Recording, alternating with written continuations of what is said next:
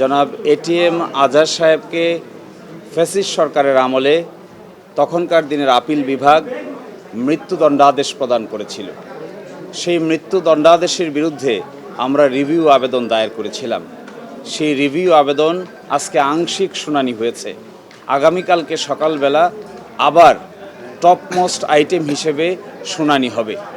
আজকে প্রাথমিকভাবে কথোপকথনের এক পর্যায়ে মাননীয় আপিল বিভাগ সন্তুষ্ট হয়ে আমাদের কাছে এডিশনাল গ্রাউন্ড চেয়েছেন, কোন কোন গ্রাউন্ডে রিভিউ করা হবে।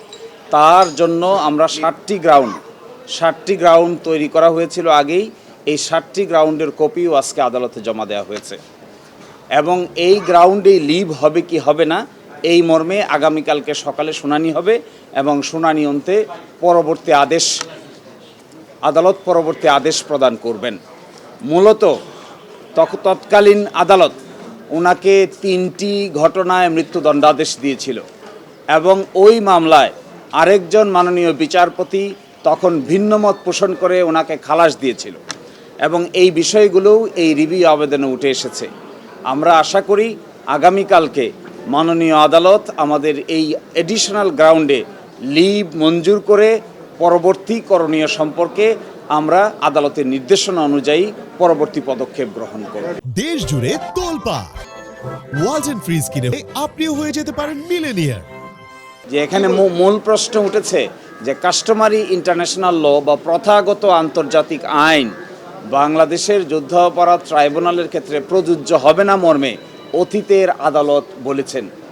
এটাই আজকে রিভিউ হচ্ছে যে এই যে আন্তর্জাতিক আদালতের আইন এখানে প্রযোজ্য হবে না এই কথা বলে যে রায় দেওয়া হয়েছে শুধু জনাব এটিএম আজহারের ক্ষেত্রে নয়, জনাব কাদের মোল্লা সহ জনাব মতিউর রহমান নিজামী, জনাব কামরুজ্জামান এবং অন্যান্য আলী হাসান মোহাম্মদ মুজাহিদ, জনাব মীর কাশেম আলী সকলের ক্ষেত্রেই এই যে আন্তর্জাতিক আইনের প্রথাগত বিধান প্রযোজ্য নয় মর্মে রায় দিয়েছে।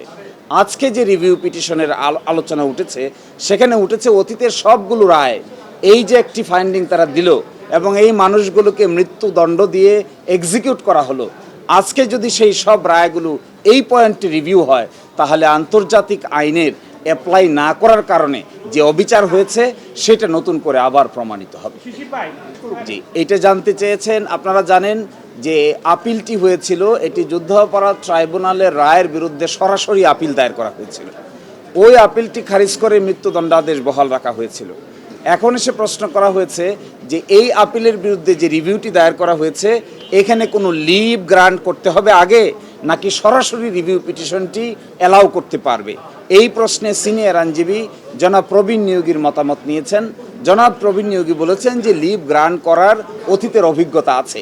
এটিকে বিবেচনা করে আজকে আমরা আরও কিছু আইন কানুন দেখার চেষ্টা করব যে লিভ গ্রান্ট না করেও সরাসরি রিভিউ পিটিশন মঞ্জুর করা যায় কি না। আগামীকালকে সকালে এই আইনের বিধানগুলোও মাননীয় আদালতের সামনে উপযুক্ত পন্থায় দায়ের করা হবে।